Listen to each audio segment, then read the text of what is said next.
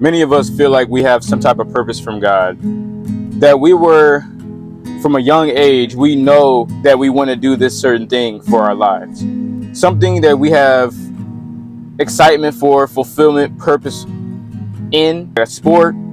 Growing up, you played multiple sports, you ran track, right? You're like, you're gonna be the next Usain Bolt, you're gonna be the fastest man alive, you're gonna be the next Simone Biles, the next, the greatest of all time in gymnastics, and or like just even the greatest of all time in your work position, right? Or even something that you enjoy doing on a regular day basis, even if it's just a hobby. We all find fulfillment in, success, enjoyment, and our purpose. And this is the thing. God gave each and every one of us a purpose. Now, each and every one of us as Christians, we're given a purpose to go preach the gospel, to be disciples of Christ. And ultimately, we're supposed to be examples of who Christ is. Ooh, let me turn this air down. But I'm gonna title this "Walking in God's Purpose for Your Life." What does it truly mean? What do you believe is your purpose? Drop it down in the comments below. What is the purpose of your life? What do you believe it is? Because oftentimes we think we know the purpose of our life, but God has a different purpose for our life. That's why you see a lot of like athletes, right? They may struggle in like high school games, right? Or they may struggle in their high school career or middle school. They may get cut early in their years. And, then they may, I've seen it all the time. These athletes, they go off and they work at grocery stores, right? Or they go to school and pursue their degree, but they don't play sports. And I've seen it all the times where these guys end up getting back onto the basketball hoop scene, where they end up getting a full ride scholarship to a Division I university, or even like a mid-major. Then they end up having a big March Madness. If y'all don't know what March Madness is, it's a tournament. It's the biggest tournament in the country, in the United States. They end up doing well in the tournament. They end up getting drafted, and their dreams and their life changes forever. And their purpose came through their struggles. Oftentimes, we feel like our purpose can't be fulfilled if we go through those struggles. Struggles, ultimately, what do they say? They define a man, right? Actually, not my fault. Not the struggles define the man, but the response to those struggles, right? Psalm chapter 57, verse 2 says, "I cry out to God, Most High, to God who fulfills His purpose for me." Oftentimes, we don't look to talk to God about our purpose. We don't ask God through prayer what our purpose is. And when we don't go to Him in prayer, we're basically ignoring Him, right? God gave us the ability to pray. God gave us the blessing to pray, right? And if you don't use that, how can God really have that intimate conversation with you? That's like when your parents ask you what's wrong. You're going through something. You don't want to tell anybody about it. But then you're stuck in your own ways. You're stuck in your own emotions. And you don't want to tell anybody anything. Your parents aren't going to know what's wrong with you. So that's how I kind of connect prayer, right? The key in understanding God's purpose for your life is that God has numbered your days and will fill every purpose He has for you. However, our choices and actions also really matter. The choices you make, the things you do on a regular day basis, can affect your purpose. Believe it or not, and this may sound crazy, your purpose changes sometimes with bad decision making, and even with some good decision making. There's a cause and effect for every single thing we do. That's why you always have to consult the Holy Spirit whenever you make decisions. And I'm not saying you're not going to fall short, bro. We all fall short. I've fallen short. You've fallen short. And that's the thing. You have to realize whenever you fall short of the glory of God, you have to have a repentant heart. What does a repentant heart mean? Turn away, ask God for forgiveness, turn away, but ultimately recognize what you've done wrong. And y'all like the hair? Anyway, you have to consult God. And clearly, whenever you go to God asking for forgiveness, clearly state what you did wrong to God. You don't have to say what happened in a prayer request to the congregation. You don't. You don't have to tell your friend, you don't have to tell your girlfriend, your boyfriend, your parents, just you and God. That intimate relationship where you can trust God is how you can unlock the full potential to your purpose. Right? Goku, if y'all watch Dragon Ball Z, what y'all don't realize about Goku is Goku was born and seen as a low-class warrior. If y'all haven't watched Dragon Ball Z, y'all should check that out. But it's a very inspirational type of story where a low-class warrior was looked at as nothing, right? But a high-class warrior was looked at as the greatest thing of all time in the Saiyan race. And what Goku had to realize is whenever he first fought the Saiyans on Earth, they came to Earth. Raditz wasn't really anything. Vegeta was the toughest opponent he had faced on Earth at that time, and his rival. Vegeta was a high-class warrior. He was a prince. His King Vegeta was the king basically over all the Saiyans. And Goku, looked at as a low-class warrior, was thrown out the window. Bardock, who was his dad, was looked at as a low-class warrior, a low-class Saiyan. But you know what's crazy about it all? Goku's purpose, he had out of all the Saiyans, he had the purest heart. He has the purest heart. He was blessed with the purest heart.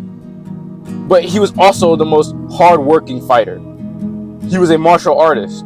Not only was he a martial artist, but as a Saiyan, he had always wanted to attain new power. Vegeta was always trying to catch up to Goku, which his name is Kakarot. Vegeta calls him Kakarot because that's the Saiyan name. Goku, looked at as a low-class warrior, every time he passed Vegeta, one hitting him defeating the Ginyu Force on Namek, right? Attaining Kaioken times 10 times 20, however many. But ultimately, when he hit Super Saiyan, was in Super Saiyan 2, Super Saiyan 3, was really showing Vegeta that, look, he is fueled by his loved ones. He's fueled by his heart, and his purpose is to defend the Earth by using his pure heart. And a guy like Vegeta, who expected himself to be at this high level just because of how he was born, without putting in as much work or effort as Goku, you feel me? He was looked at as, he thought of himself as, man, like this guy, he's passing me at every single time. It seems like I'm catching up. And that's how I kind of look at us as Christians.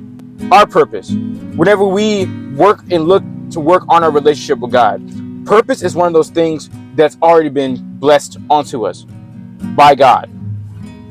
Think about a guy like Joseph.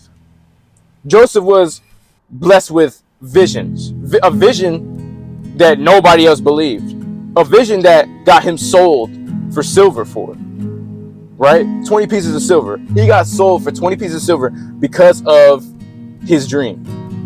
But you know what's crazy about it all?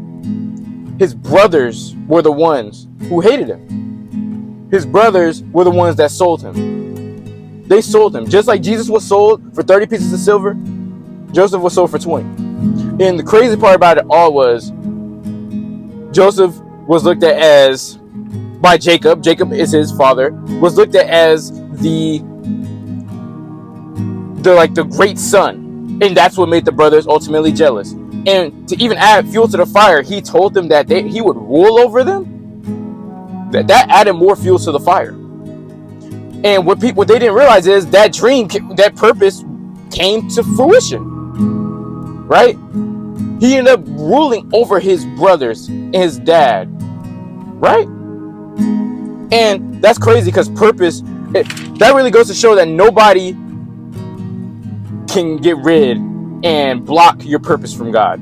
Don't even allow your mind to think that people can take you off your purpose. The only way you really get taken off your purpose is if you allow it. If you allow yourself to be taken off your purpose, it's because of you. It's not because of Satan. Don't blame Satan. We feel like we can always blame Satan for the decisions we make. But ultimately, Satan is there really to check you, honestly. To check and see how strong you are, bro. Think of Satan as that one opposition that just wants to see you fail, that tries to tempt you or get you to look bad. But then you're over here not responding the right way. Just think about that. Proverbs chapter 16, verse 4, the Lord has made everything for its purpose, even the wicked of the day of trouble. Everything has a purpose. The way that God created the earth has a purpose. The day on which he made the sun and the moon, animals, the planets, everything has a purpose. And the way that the ecosystem and everything works, and the way plants supply us with, oxygen, the atmosphere, carbon dioxide, all those different things, condensation, precipitation, the rain, the sleet, the hail, the tornadoes, the natural disasters, the fires, everything works together. Everything works together. And God made it that way for a reason, right? God isn't the author of confusion. I've said that many times in different videos. Satan will try to trip you up. Satan will try to make it seem like you don't have a purpose. Your purpose is your purpose at the end of the day. It does not depend on another man, another human being, another person, anything, another idea, society. Society can try to take away your purpose all night long. But if it's your purpose from God, nothing can touch that. Acts chapter 13, verse 36. Now, when David had served God's purpose in his own generation, he fell asleep. He was buried with his ancestors and his body decayed. So, as a young man, David was groomed almost from childhood for leadership. He was made for leadership. God had ordained him for that calling. Now, in the beginning, you heard about David and Goliath. David was seen as a young shepherd boy. David was in the field with his sheep, tending to his sheep. He wasn't looked at as someone who was about to go to war with Goliath one-on-one, right? With a slingshot, going against a 10-foot plus Goliath with sword, shield, armor, with might, with strength. People didn't see him any more than a shepherd boy that was about to get crushed. But what did he do? He believed in his purpose from God. God had to ordain him for that calling. David had fulfilled his purpose under God for leading sheep to leading an entire nation. Northern Israel. Israel fought the Philistines. Philistines was Goliath's army. Right? The Israelites were outnumbered by the Philistines.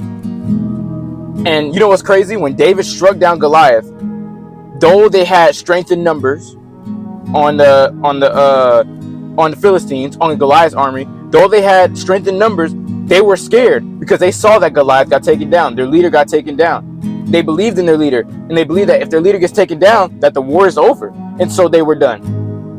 In 2 Samuel chapter 7, David expressed his desire to build a temple for God. God didn't want that. He wanted to establish a dynasty, a house of rulers to sit on the throne of Israel for generations to come. There was a purpose. There was a purpose to it all. Also, Gideon was chosen by God from the tribe of Manasseh to free the people of Israel and to condemn their idolatry. That was another purpose. This is what you got to realize, bro.